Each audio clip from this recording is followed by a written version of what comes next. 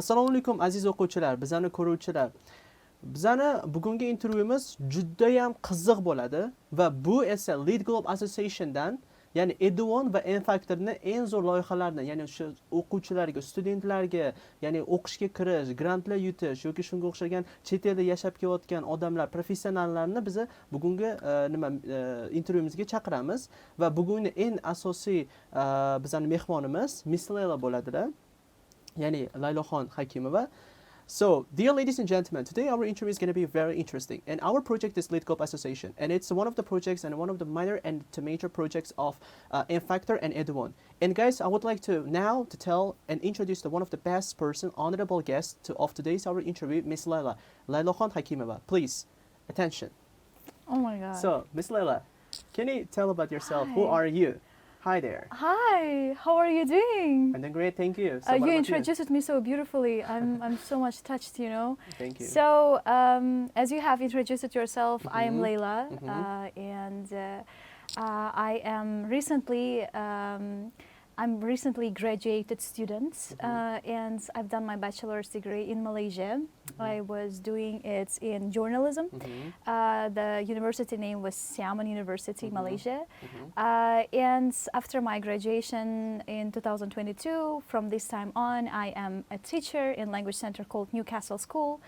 And besides, I am the person who is constantly working on myself and trying to somehow improve other skills of mine in the way of trying to enter universities abroad and pursue my master's degree, which I've done. And yeah, I think that's pretty much it that I can tell about myself. Thank you so much, Ms. Leyla, for the short description. As we know that our the LeadGlobe Association, we have actually checked our statistics, and the most of the viewers here, the students here in our audience, they are basically interested in, you know, they are so interested in winning the scholarship and financial aid things, and about the programs and let's say international programs and how to win the programs and how to live in another country as well. As you are the one of the example for them today, I think you will be one of the great example for today's our interview. So, thank you. And then appreciate that. yeah. Good job. So, and then let me have a come up to the question to your first question. So, Miss Leyla, where were you born? So I've been born in a in a city that is situated in the center of Fergana Valley, and it's a Fergana itself. I was born there, and I was born in a middle-class family, and so where my mother and father both were police officers. And they have retired a couple of years ago, and I studied in a school there. I did my primary school and secondary school as well in Fergana, and then I already started pursuing my degree abroad. So yeah, this is generally. And one interesting thing that I would like to tell right now Yeah. is today's our interview is not going to be, let's say, negatively impact on your parental, let's say, your parents' job, because you said that they are working for government. Yeah, exactly, and that's why I think you have to be meticulous about this situation and pay close attention to the questions itself. So yeah, warning. Yeah, this Slight is warning. Yeah, that's actually the gentle warning for us that we have to be careful with giving the different question, because she is one of the governmental, let's say, she's one of the girl that from the family of the family that's who are the working, like who's working there for the government of Uzbekistan. So we get down to the next question. And by the way, and you are the successful student, yes? And you were the successful student of one of the best Malaysian universities in the world, yes? In fact, yes. And you are from the middle class family. I am. You see, guys, it's possible to be successful. successful. Of course it's possible. Of course, why not? Of course, when it comes to the place you've been born in and also your surrounding, that might definitely have an impact on you, but at the same time, this is your choice whether to move it into the direction of motivation or just settle with the mediocrity and consider that that's enough for me. So maybe when you have this potential in you, no matter where you are, you're gonna get what you want. That's a great. It's like what you do. Let's say you get what you deserve. Yeah. That's yeah, you get what you deserve. Yeah. You get what you think of. You get what you strive for. Wow. Yeah, this is what I feel. You see that she is. It's actually you know. You see the later example that she's actually the student, and she was a student. Yes, one of the one of the best universities in a political science and journalism too. Then she is a really, let's say, sparkly kind of example for us today's interview. So and then Miss Leyla, as you were the student as well, the top university. So let's talk about your school. where you graduated and where you started your school, and can you give a little information, let's say, little descriptions of your school? You mean before I've done my degree, in what place I was studying? Yes, exactly. So, for your elementary school and high school, where you finished? When it comes to my elementary school and high school, first elementary school, it was nearby in my neighborhood, and the number was 8 school, and there was nothing different about the school. It was an exception that this was the only one in that specific area that had Russian classes. So I graduated the Russian, language, and the primary language that was taught was Russian.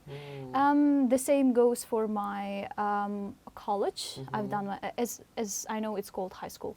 So in my high school, I've done in machinery manufacturing college. That's it's a little bit away from what I was doing, and it was all about cars. It was about car framing. So in that specific place, when I was doing my college, when I was working on myself at that period of time, I had a chance to immerse into the world of engineering a little bit, and I started, I might say, discovering and exploring the car parts and diving deeply into the way how the framing of the car is produced. And actually, I've had thoughts to maybe change my scope of studying and go for car design and work for these prosperous, companies here in Uzbekistan. But still, I've decided to move into the direction of politics, journalism, and this is something that I fancy a lot. Yeah, because the saying that you decided here that you finished about your license here in engineering program, but it's when it comes to for the today, let's say the political science that you have just actually got the qualification from the top Malaysian universities, it's totally different. Like between this big huge differences. Yes, absolutely right. And that's it possible as well that you can say that for definitely the students that it's also possible to change your direction. Yeah, absolutely. I feel like it all depends on how much risk you are willing to take and you are ready to take. That's why I feel like in this situation you have to be in agreement with yourself in this case. Of course, the time when I entered my college and I started studying there, I started feeling that I have sort of interest into this field as well. But at the same time, I used to have this anxiety in me when I was feeling like, what if I won't be able to change? What if I won't be able to pursue what I really, really want, truly want? And what if the thing that I have chosen as a college degree is going to somehow pave my way into this direction, and I won't be able to change my way. So, but no, of course, it's just a matter of a decision. So if you have decided that, no, I'm studying medicine for this long year, but at the same time I want to be, I want to work for PR or HR, so this is your choice. You can change it anytime you want. Anytime as we want, yes. Yeah. Okay, so great. Let's get to the next question, which is actually going to be really interesting for all the students and family too. Let's say for parents right now. Back in 2019, there was a problem with COVID-19. Yes, COVID-19 started in Uzbekistan as well and worldwide as well. And then at that time, we understood the meaning of the school, that we actually no longer absolutely right. needed this. And what about? Can you tell me about school? So what is the importance of the school, and what is the importance of the studying in school? And is it also possible to not to study at school and enter the top universities? Go ahead. You mean the time when there was a COVID? There was sort of some of the changes in school? Yes, bit. Can you a little bit clarify this part? Yes. Back in 2019, there was a start of the COVID-19, yes, and most of the schools they actually turned it to lockdown mode, and many parents they said that the school no need for attending classes at school, because most of the students they took the classes from the, let's say, online Zoom meeting, they took the classes of online. Maybe some of the parents even they eliminated from let's say online courses, but they basically taught their children. I think that's, I understand. I understand what you're heading to. So basically, when it comes to the time when it was the time of COVID, when there was a breakthrough of COVID-19, that was honestly a disaster for me at that period of time, because I was an international student. And the thing is, the time of the COVID, I was already there. I mean, I was already doing I have already I completed my first course, if I'm not mistaken. And at that specific period of time, I remember that, yes, people lost their motivation to study. They started, teachers also started showing negligent, attention to whatever they were doing. But if we look at the situation broadly, we can say that entering university of your dream is never being connected or intertwined with your studies at school. It was always about how many hours you are working on yourself. Like, let's put it there, like, let's bring it to the table. Because at that period of time, even when I was just getting ready to get my, to enter university and do my bachelor's degree, I remember that I didn't really put too much emphasis on my college or my college studies, because it was totally not related to what I was doing. I was studying English at that time, basically. And everything was on me and on whether I will be able to convince my parents to give me a little time to prepare for the university or no. So that's why I don't really think it's just a lame excuse if you are going to say, like, school is not giving what I want, so meaning that there is no way for me to enter university of my dream. We're living in a digital era where it's possible to, with a flip of a finger, it's possible to access any information you want or just pay for it. And still, there are lots of resources available free and at the same time paid one as well. And it doesn't cost too much. Because I remember back then I was interested deeply into psychology, and I took one course from Yale University. And it was like complete course of general psychology. And I remember that I paid for this $45, and like the course was amazing. I even received a certificate for this. What I mean is that $45 is not, it's not only for people who are living in a lap of luxury. You can do the same. Great. So yeah, I hope that I was able to answer to your question. Yeah, you're right. Yeah. So the next question is actually about, let's say, your parental, attention or approach, your parents' approach to studying at school.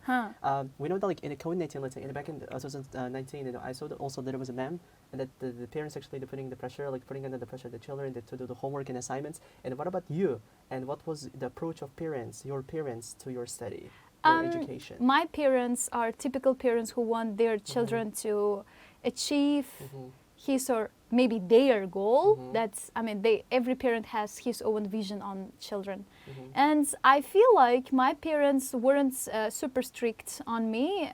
Instead, they used to tell me, like, maybe you will just relax a little bit, I think you are putting too much pressure on yourself. Wow, because at that time I was increasingly industrious. I was increasingly industrious students at that time. I remember how my grandmother or my mom used to wake up in the middle of the night and come into the place I was studying in, and then they used to look at me that I was studying still, and they were like, it's already 3 a.m. What are you doing here? And I was like, I'm studying. I remember back then there was electricity interruption in our house. I don't know what was the reason. And I remember going outside in the corridor of this, the house.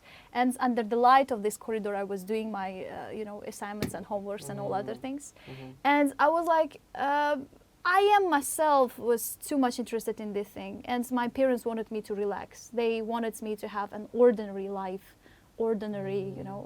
You see the guys, like, see this, that actually the good family, like the good parents, because like if they're even told to her that to like take the relax and have a rest, and then sort of things like we also wish that to have a kind of parents, but but generally I have something to add on.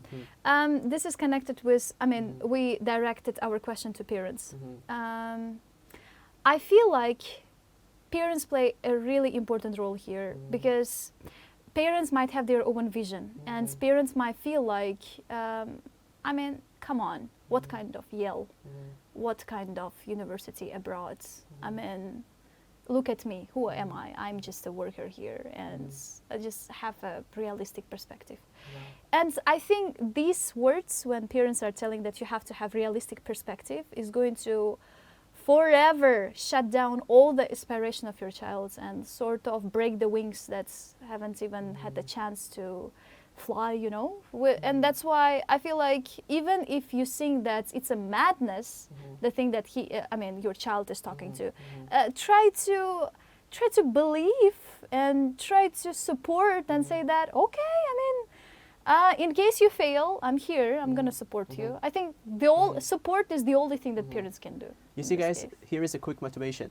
Take this motivation, like exactly as you guys may know that in Uzbekistan, or not in Uzbekistan, but throughout the worldwide, you can find a lot of motivators, and she's one of the motivators. Yes. One more thing. One more thing. I'm increasingly grateful to my mother because my mother was my supporter all the time, and she actually paid all my tuition fees. Wow, all really? that tuition, not the tuition fees part, the part when expenses for the courses, English courses, and I think that if you accumulate all that money she spends on me on my transportation and other things, it would be possible to buy a house. Wow. So yeah, and that's why I think I really, I mean, I appreciate your patience. I mean, she doesn't speak English, but still, I hope that's, I'm gonna translate that part. After like philosophical world, I'm gonna cry. For sure. I'm gonna cry because like definitely the person cannot just like stand and like to give the things. I'm going to cry for sure, but inside is crying. Yeah. Okay, sure. Let's get to the Agree. next question. Thank you.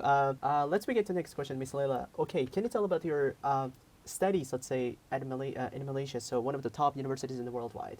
So you said, which university you said? My university name is Siaman University, Malaysia. So can you give a little bit description about your university, like what is the ranking status? And we know like like, for example, so we have like applicant students. They know about a ranking system of assignments, times higher education. So can you tell a little bit about your university? So before applying to university in Malaysia, I was thinking that maybe the ranking is not that good, and that's why I didn't really have interest to it. But then I've discovered that in 2015, my university, Siam University, Malaysia, was in a top 315. It was standing in 315th place in the world, and then it has decreased, and it was in top 500 universities in the world. Really? Yes.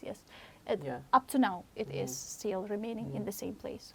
And one question again, I would like to ask. So, we know that sometimes, like in Uzbekistan, for example, National University of Uzbekistan, one example is Tashkent State University of Economics. In Tashkent State University of Economics, we have totally more than 7,000 students. Like, it's even closer to 10,000 students they study there. Yes. And what about in your university, let's say your university, so what about the enrollment?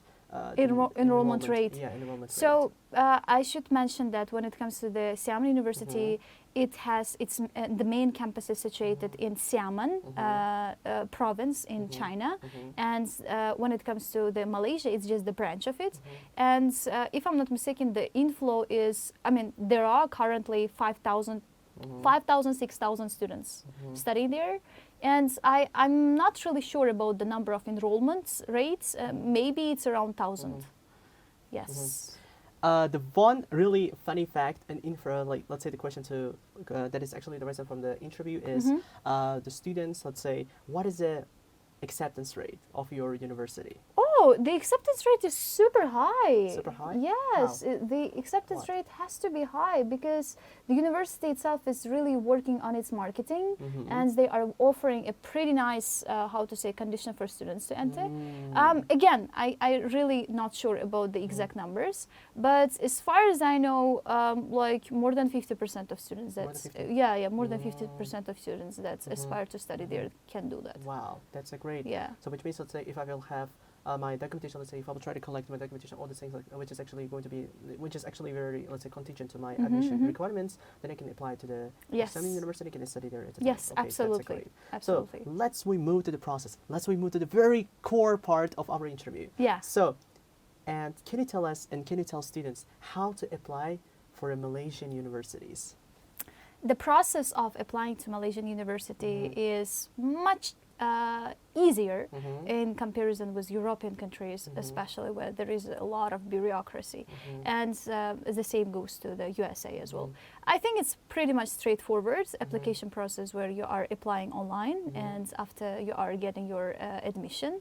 I don't really think that there is anything tricky to do so. If I'm not mistaken, university doesn't require you to write any essays as well. It's a possible.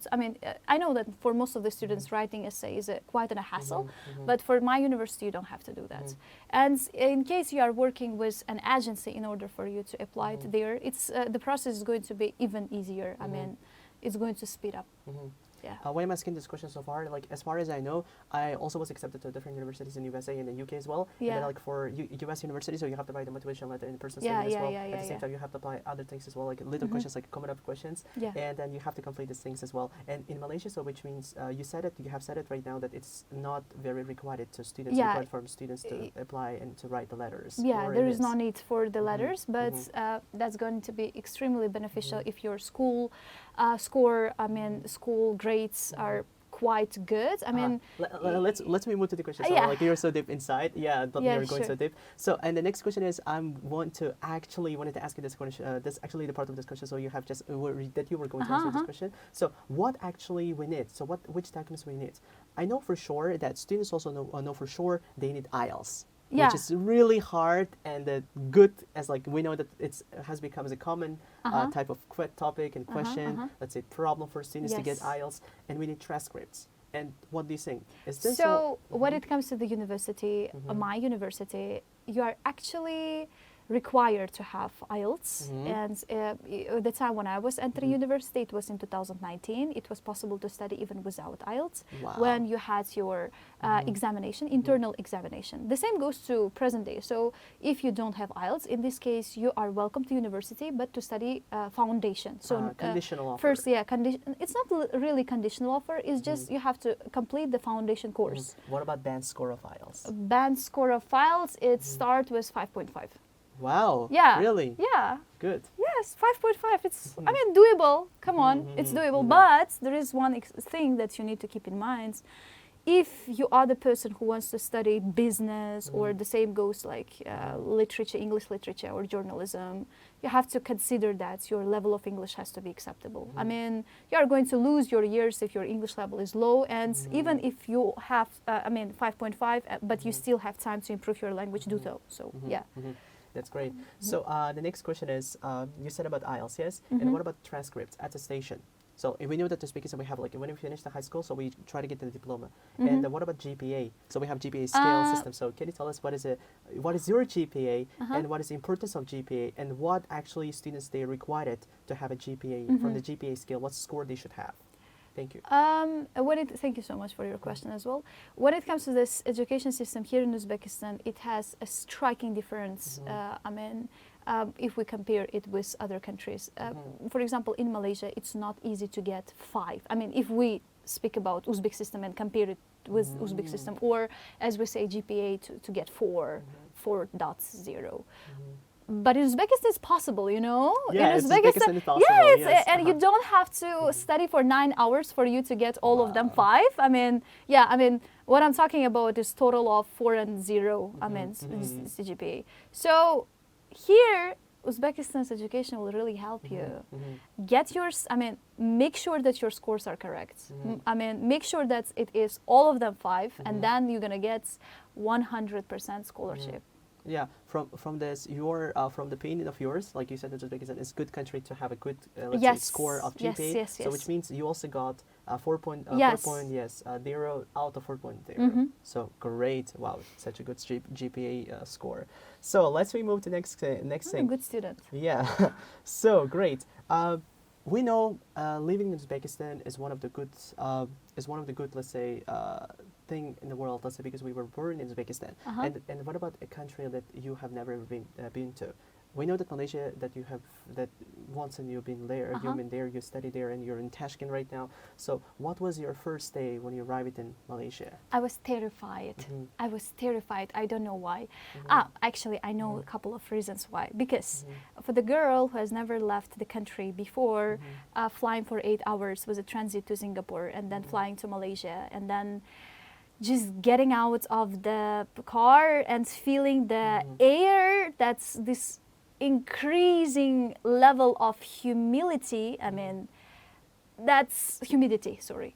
That was, oh my God, that was terrifying. It was super hot there. The first thing that struck me was this weather.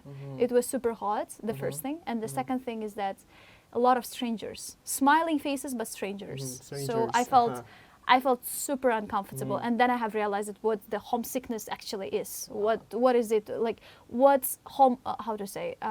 What is culture shock? I realized that thing there. So first day I wanted to go back. I called my mom. I cried and I said, I already have a return tickets. I don't like here. I want to go back. And then my mom like, you went through so many things. I mean, you've been even fighting with me and your sisters and everyone to just get the chance to study there. And what are you doing right now? And so, and I said, okay, let me wait for one day. And after one day, I started thinking it through, and then I realized it. You try to convince yourself that it's possible to leave, yes? The time I started studying, the time I went to the courses, I listened to the lectures of my professors. I said, yeah, it's this one. Yeah, I'm not going to go back. It's I love that. Yes. I love this place. You see that students that right now, even if you wanted to go there outside, let's say, outside the country of Uzbekistan, it's also possible to even cry, let's say. You may have also the kind of situation, let's say, you try to feel that you are, let's say, far away from your family, but it's sometimes, time to time, you try to feel that it must, you know. So next it's inevitable. Yeah, you have to go through that. Yeah, sure. So, and by the way, I forgot to ask the one question which is really important, like one of the core of the interview. So nowadays we know that in Uzbekistan, the students, they, let's say, have become interested into, let's say, different extracurricular activities. Yes. And what about extracurricular activities? And is it important to, let's say, to have a great extracurricular activity portfolio to apply to the universities of Malaysia? Absolutely, yes. I will explain you why. Maybe it won't have a direct impact on your entrance, your application part, but the time you are already in the university, the time when you're already studying there, that will open a lot of doors for you in a way of getting a career promotion. You know, I am myself made a big mistake when I was not interested in extracurricular activities at all, and that was my blind fault actually. And but I know one student, I know one girl who was from Turkmenistan, and then she was, if I'm not mistaken, she was a sporty girl. She was doing karate, and university used to be extremely proud of her, and then she had chance to secure her scholarship because of this talent of hers. Yes. Wow. Yes. Which means that it's when we try to have extracurriculars, and that's also going to be impact positively Absolutely on right. the scholarship, financially things. Abroad, as a student, you are really valued. You are valued. All your aspirations and new ideas that you are going to, how to say, present it's really valued. That's great. So let's come up to the next question. So the next question about major, your major at university. So can you tell us what is your major, and are you so proud of choosing this major, or you're now still suffering or something like this? I'm not suffering at all. I think it was, it's not that I was dreaming of becoming a journalist from my, early childhood. I was always into teaching. I was always into psychology. I was always into history and politics, as I told you before. But I've never thought about becoming a journalist. But if you see at the scope, I mean, that's a journalism. That's all journalism. What I was talking about is a journalism. And I've done my bachelor's, as I told you, in arts in journalism honors, meaning that my university helped me to become a multifaceted, you know, like well-rounded journalist with multiple skills of shooting, taking videos, writing stories, editing my stories, becoming an anchor. And we had a lot of hands-on projects where we used to go outside just to take a, just to shoot documentaries, you know, like, we shoot documentaries, if I'm not mistaken, in an old folks' house. So, it was quite interesting. It was so, it was never about paper. It was all about going to the field, doing your work, and improving your hands-on skills. So which means that Malaysian universities can offer for international students to study the journalism, yes? And I never regret about it. I never, of course, right now, as I am being a teacher for some period of time, maybe I'm not exactly doing what I'm doing, but I'm working on my blog. I'm developing my Instagram page, and there my skills of presenting is becoming of a great importance, and as a teacher as well, because you are a presenter, you are the person who is putting a show there, so you have to be able to present yourself, you have to be able to talk to the screen, and like. And guys, like you haven't noticed it here, and she actually has recently promoted her Instagram too. Yes. And yes, that's a yes. And I know for sure, like commercial break. it's a commercial break. Yes, exactly. And as we know from the marketing right now, and you need to know how to sell yourself. Like show yourself. Like, that's because of you. Thanks to my degree, I know how to sell myself. Thanks to the degree. Okay, great. So let's come up to next question. the great question about your major. Okay, so after, let's say, getting your qualification, let's say you're trying to finish your university, you already graduated university, yes? Okay, you graduated your university in a major of journalism. And what this qualification gave you or has given you or what it's going to give you?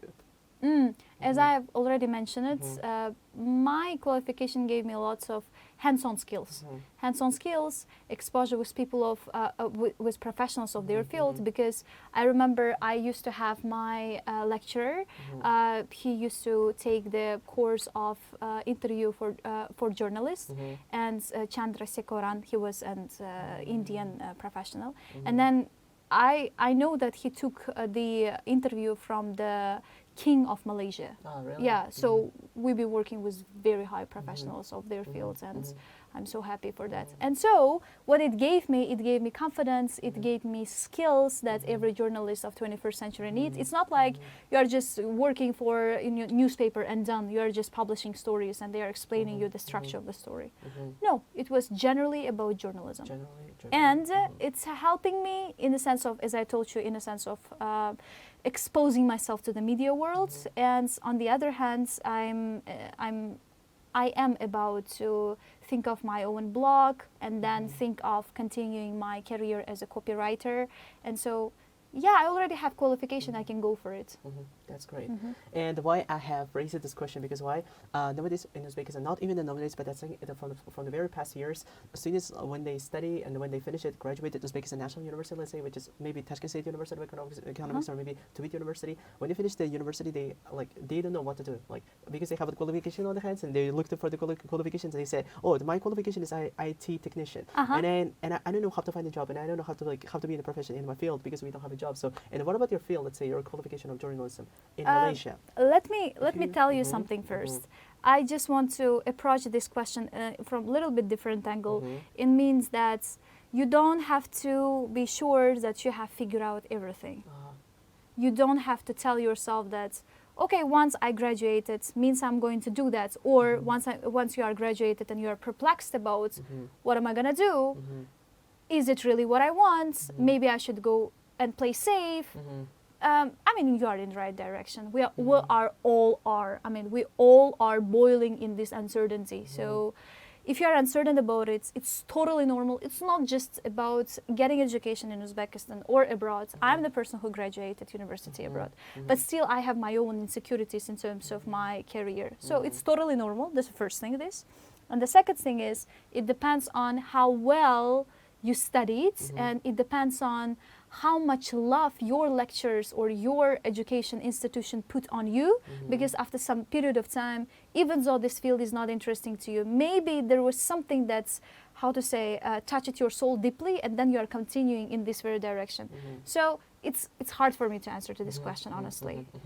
Great, thank you. Thank you so much for answering for this and for clarification. Yeah. The next question, okay, very good and very stressful. Okay. Based on my familiars too, so they went to UK. They went to UK. They went to different countries. First day when they arrived, they also felt very terrified, and they didn't know how to find a job. They didn't know how to study. They didn't know how to start these things and how to start from this area. Like we know that from scratch, and how to become successful like you. And then they definitely, one of them, like my familiars, they didn't even have the place to live. Like no, let's say, shelter to live. Wow. And what about, did you have such occasions? Let's say you didn't have money, or you had the moment that the moment that it can show definitely that you were lack of the money, that you were looking for money, or maybe like something shelter. So are you ready to listen to the truth? Yes. So yeah, you have to open interest, because it's actually the something interview that the students are really interested in. So let's go ahead. Okay. Yeah. Before entering university, I told myself that even if it takes for me to sleep somewhere in the streets, I'm gonna do that. And if my close people are going to hear that, they're gonna be upset with me, because it's too much. So, but basically, when it comes to the difficulty I encountered, I had to work in order for me to pay for my accommodation. And then I had my university when we had a semester break. And at that time, I started thinking of getting a job. But getting a job in Malaysia is difficult. Let me put it straight. It's not really easy for students to find a job, to study, and to find a job at the same time. That's why, in this case, you have to somehow learn something online, to do something online, or you have to rely on your parents. At that time, I couldn't rely on my parent, and I have decided to search for something, and I was lucky to find the job. I found the job, but my real difficulty started after I found the job. I was staying in the house. I rented the room in KL, so it wasn't near my university. It was it was in capital city. And so at that time, I was living with Arab women. They were from Libya, and then they told me that, you know what, girl, like, is that possible for you to stay outside for some days? Because maybe you will just book a hotel for 2-3 days, and then we're gonna call you back because we have to move. So they had some excuse for this, and so I packed my bags and I went outside. I was just walking in the street. I didn't know what to do. I didn't have money even for one night. And then they didn't call me. Can you imagine? Wow, really? They didn't call me. Yes. And wow, that was eye-opening experience, I can say. And I started communicating. I started finding the numbers of girls who were living in Malaysia, Uzbek girls who were living in Malaysia for a longer time, and I asked help from them. So I had such situations where I had to. So that is possible. Yeah, that's possible. It depends on how lucky you are. For example, at that time, I wasn't super lucky. Generally I'm lucky, but that situation can't be called as lucky one. Wow. You see, students, sometimes you have stressful moments, sometimes you have good days and bad days. So yeah, well, we are humans. So we are humans. We should survive. But that's experience. That's experience. That was something good. Yeah. Okay, next question. So, Miss Leyla, you yourself have recently opened the question, the good one about job. So, when students, they go to, let's say, they go to another country, they basically, let's say, in Uzbek students, when they go to the US and maybe when they go to the maybe European countries, the first thing that is going to be about their priority is not about studying, working, earning money. Yeah, okay. yeah. Then, can you tell me how much is the, let's say, hourly wage, then weekly, then monthly? So can you tell us about in Malaysia? Oh, that's really hard question for me, because when I was I found the job as a teacher. I was teaching Arab students. I actually taught different students. Some of them, most of them, they were from Middle East, meaning Tunisia, Saudi Arabia, and other Arabian countries. And some of them, they were totally, I taught even Indian students, and I taught Korean students, so different nationalities. And basically, in my language school, there were professionals who were native speakers from UK. Basically, we were doing the same thing, but I was getting the half of the money that they were getting per hour. Yeah. I will tell you how much was it. That time, it was 25 ringgit per hour for me. 25 ringgit per hour. I will tell you how much is it. How much it will be? It's around 250 or a little more. 300,000 Uzbek sum per hour. I was getting this, whilst they were getting 600 per hour, 600,000 per hour. So it wasn't about me teaching, not in my teaching standards. My classes were equally engaging, but they had work permits and they had qualification. And that's why they were native speakers. So, although I was doing the job, so yeah. Same thing, but it's the difference. But not every student will have a chance to find the job in language center, and maybe they will get around 10 ringgit per hour when you are teaching or when you are working in the university.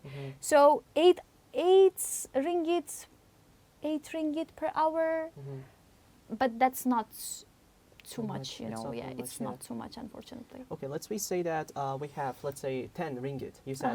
So 10 ringgit. Is it possible to live as a 10 ringgit in a day or not? In a day, 10 ringgit? Let me tell you. Yes, of course it's possible. It's possible. It's possible. So it depends on what are you doing. Are you buying food or no? When it comes to the price of the products, it's plus minus the same as in Uzbekistan. Plus minus the same as So if you talk about 8 ringgit, it means that 8 ringgit is going to be, or 10 ringgit, it's going to be 20,000, right? So 20,000 per day here, I don't know how much it's possible, but there, if you are buying products, it's possible to feed yourself. Really? With 10 ringgit is possible? Yes, it's possible, I think. Yeah. Anyways, you won't be able to work more than 3 hours, that's why. Yeah. Let's be clarified again the discussion so far. So you said that hourly they can earn maybe 10 ringgit or maybe from the 8 ringgit to maybe 15 ringgit. But how much it will be for the months? Let's say monthly salary. Yeah, that's a little bit hard for me to calculate. So let's say approximately. Let's say 30 per day. And if you are working 30 days, how much is that? 900. 90. Yes. 900. Yes. It's quite much. It's a good amount. Okay, 900 ringgit. How much it will be in Uzbek soums? It will be plus minus 150 USD. 150 USD in USD. Yes, yes. That's quite good. I say, That's for quite students. good, I think. Yeah, for students it's really good. And it's also possible to pay for the dormitory too and other miscellaneous expenses. I'm not sure. You can actually pay for. You have to work extra to pay for your dormitory. Yeah. Extra. Yes. Yes. Good. I hope that I could clear this part. Yeah, you clear it, because why I'm just like asking, as I have said to you, many students, let's say nowadays, like this year as well, maybe for a full 2022 as well, when they left America to another country as well, the first thing priority in there is studying in the best university and getting the qualified as well. But the second thing about finding a job and working there and then sending it money to the family too. That's also like kind of the treasures. Like, no. Don't think about sending. If you are studying in Malaysia, first work on your study. If you have spare time, just study. Study and think about just yourself study. first. Yes. Don't risk yourself, because when it comes to the university that I was studying, it was super hard to study there. Really? When it comes to the number of Uzbek students, initially there were around 50 Uzbek students there, if I'm not mistaken, and then there were only 5-6 left, because all of them they went transferred to another universities or they went back to Uzbekistan because they couldn't manage the workload. Yeah, it was not workload. I mean, assignments that they have to complete. So I think I was the only Uzbek girl who managed to graduate Xiamen. Yes. Yeah, because people say that it's impossible to graduate. I mean, in Malaysia, people say that it's impossible to study in Xiamen. It's that difficult. That's difficult. It's that but difficult. Uzbek girl finished. Yes. Which means, yeah. And by the way, I forgot to say that this, before, let's say, in the start of our interview, so our topic was about Uzbeks are everywhere in every corner of the world, and the life of Uzbek girl in Malaysia. So that was the topic I forgot to say. So which means Uzbeks are everywhere, yes? Yes. In the world. So Uzbeks are everywhere. Yes. We're quite smart. As a nation, we are smart. We are smart. Because before moving abroad, I was thinking like maybe, Americans are different, Chinese are super smart, or no, I have totally changed my mind, because even from some ethical parts or manners, cultural aspects, respect to religion, and generally intelligence, Uzbeks are really good. I mean, I'm trying to be super objective here. I'm not trying to be subjective. It's not because I also have a blood of Uzbek. No. Uzbeks are good. Yeah. Yeah, I'm so happy that I can tell that. My soul heart and say thank you for Uzbekistan. Thank you. For being Uzbek Yeah. student. Yes, for being Uzbek. You are smart. Yes. So we are smart. So we get to the next question, which is actually the part of application process, like admission process as well, into studying as well. So, and about the scholarship. We know that last of the conversation as well, we're talking about the scholarship. So last our LeadGlobe interview. And isn't it also possible for students, so let's say international students, to win the scholarship and to study there, to win the not scholarship, decent scholarship, which is, let's say, 100% of scholarship, and studying there at one particular university for free. So is it also possible to international students like Uzbeks? Absolutely, yes. It's possible. As I told you, I studied for 100% scholarship there, first year. I could secure my scholarship only for 1 year, because they are giving it according to how well you are studying there. GPA. So yeah, depending on the GPA, but it's possible to get it, but it's almost impossible to secure it. Yeah, because you have to be non-human. I think that this is marketing strategy that is used. Pardon my university if there's anyone from university staff listening to it, marketing team. I mean, you are doing a great job, but yes, it's just the marketing trick that is attracting students. So first year they are going to give the scholarship about 40 percentages, and after then the second year they're taking the percentages of scholarship. Because and the danger is that when you are losing scholarship, you are losing everything. Everything. It's not like you were able to be in the first 25% of students, and now it's not 100%, 75%. No, it's like you're losing everything. So that's why it's best for you not to go for the 100% scholarship, but go for 50% scholarship or for 75% scholarship, because there are higher chances of you to secure your scholarship. Yes. And then there you said about securing the scholarship, yes. And I hope that maybe there is also the terminology called it competition. I think the competition between students, between international students. So I think you also had a competition, yes? Yeah, I did. Like for winning the scholarship, securing the spot of the... Yeah. I mean, I wasn't directly competing with international students. I might say that I was competing in my own batch, meaning in my own group. And there were around, how many? 3. One guy from Kazakhstan, one guy from Bangladesh, and me.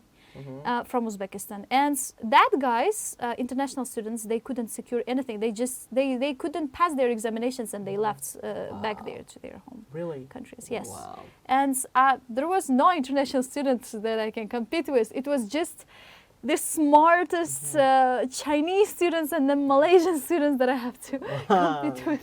Yeah. They were super good. Yeah, if they're Chinese, I don't know what to say. Like they are good at by calculating these things, and then by oh my god, their brain works totally differently. I don't know what to say. Yes, their brain, it's not regular brain. Not it's human, just it's computer brain. It's computer processor, hard disk. Wow, hard disk. Okay. So great. Let's get to next one. Okay, you said scholarship is possible to win, but it's difficult to secure it. So next question is about your job again. So I'm sorry to give again the question about job. So you said you worked there in academy, a language academy, yes. And what was the challenge, or what were the challenges? I think the hugest challenge for me was language barrier and the fact that I didn't speak Malay language. You wanted or no, although lots of people in Malaysia they speak English, but if you are able to speak Malay, it's gonna be much easier for you to find even job after your graduation. So language, and then when it comes to me, as I told you, I was teaching students from Middle East, meaning that's Arab students. I know nothing in Arabic. I mean, I know nothing. I know only one word, merhaba. Merhaba. Merhaba. Is it Arabic language? I think Arabic one. Arabic one? Arabic one, I hope so. I thought I know good morning, sabah al khair. Oh. Yeah, and a couple of other words, bad words that my students taught me. But coming back to the topic, I knew nothing, and students of mine, they also know nothing English, and I had to use my hands and movements to. It was hard. It was hard, and also this. I mean, my culture is different. Their culture is different. They never saw. For them, it's not really. Common to see a girl that is not covered. This sort of barriers, you know. It also can bring the conflict between. A little bit, yeah. Conflict. Yes. So we know the challenges like here, and we students also will, if they will go to Malaysia, so maybe they will try to take it into the consideration the things. Yes, I'm sure. So for sure, the next question is actually this question is going to be let's say the last part of question. So basically about studying abroad. Yes, you finished your you already graduated your university, and now you're working in Newcastle School. So what is your next plan? So I mean that you already started the application process to America, and you already, let's say, accepted to some of the top universities. I heard that 2025 or 25th, so let's say, ranked listed universities. Yeah, so can you tell that. me a little bit about this processes and which country you are, let's say, accepted accepted to, and as well you have a plan to go this year, fall 2023.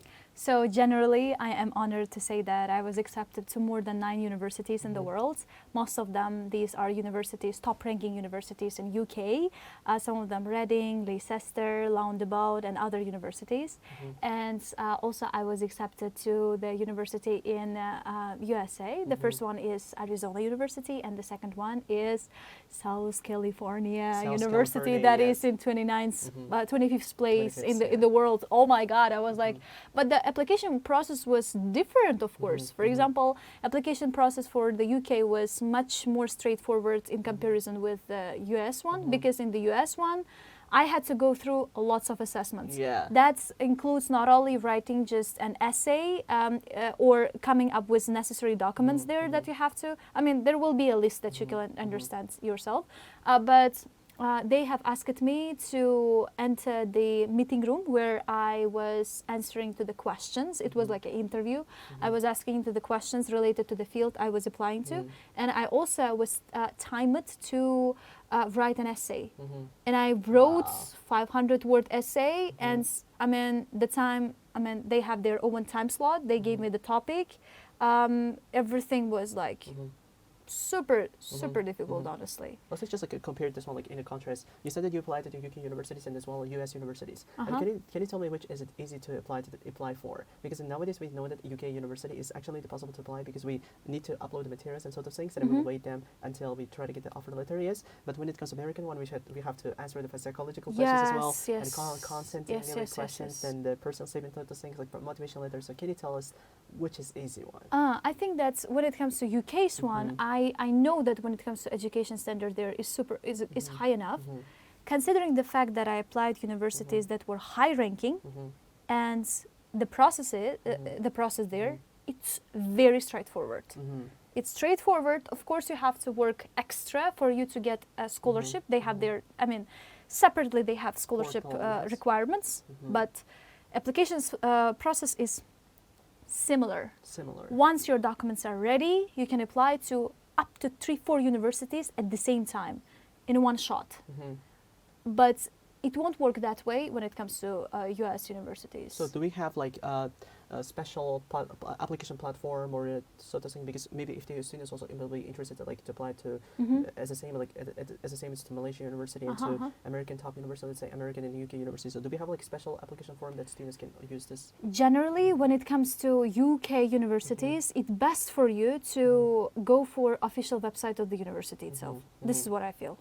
First, to get clear with what university you want to apply to, and then already go to the official website.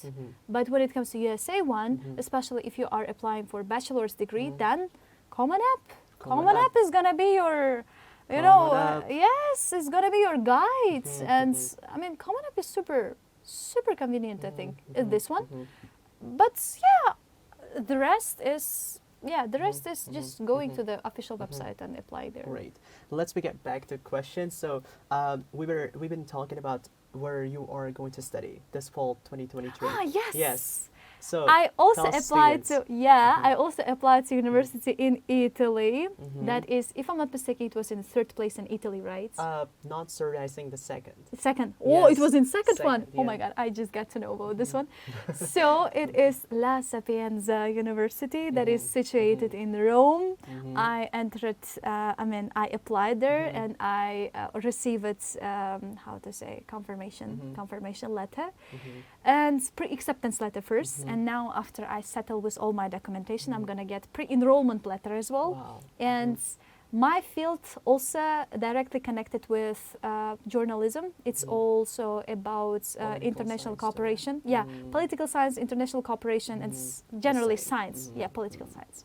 So, and I am right now working on getting scholarship.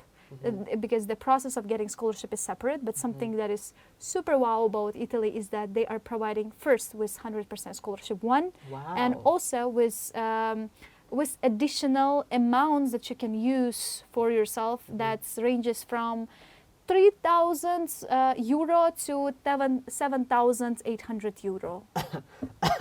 Wow! So actually, our topic was about Malaysian universities, and I recently opened about Italian university. I don't know what to say because I haven't actually recently changed my mind to not for the Malaysian university, but I definitely changed it for Italian university because they have a what do we say kind of supplemental, let's say, kind of tuition coverages, and then they have also the scholarship so far. Maybe I changed my mind to not Malaysia too, but Italy. Thank you. Exactly. Our topic that was a good discovery for me as well. Welcome to change our topic actually, not to Malaysia but to Italy. Yes, great. So next question. Okay, So I think we have to close up today's interview. So because it was actually very informative today's Yeah. session, yes. And then I would like to ask the one question so far. Can you tell? But okay, but before asking this question, so I just would like you to accept the what to say kind of our rules or what we say before asking this question about confidential questions. So if it's kind of even past the boundaries of it. So what about your age? Go How for old it. are you?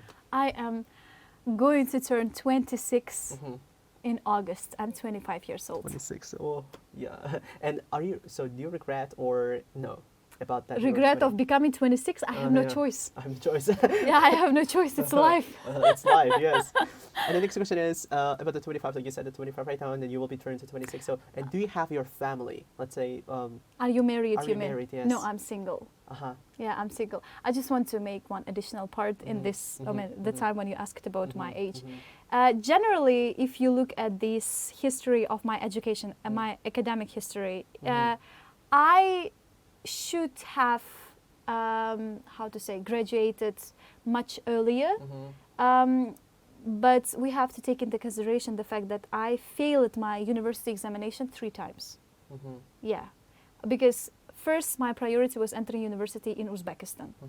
And then next year I started working. 3rd year again failure. Wow. And so what I mean is that if you think that you have failed 3 times and done your life is over, of course it's not over. It's age is a mindset. I'm talking as if I'm 80. No, age is a mindset. Yeah, 80, yeah. What I mean, if I'm talking from a perspective of a student. If you are a student, you can be student at any age. And if you want to do that, you can do it in any age. And even if you were in a very rock bottom, 3 years without any movement, you can make it. You can make it. Yeah, if it's destined, you can make it. Look at me. I knew nothing before my education and on. But look how good I am right now. It's like American competitions. Like we have actually the American competitions, and I just wanted to leave this one in the flow of this our today's center of attention.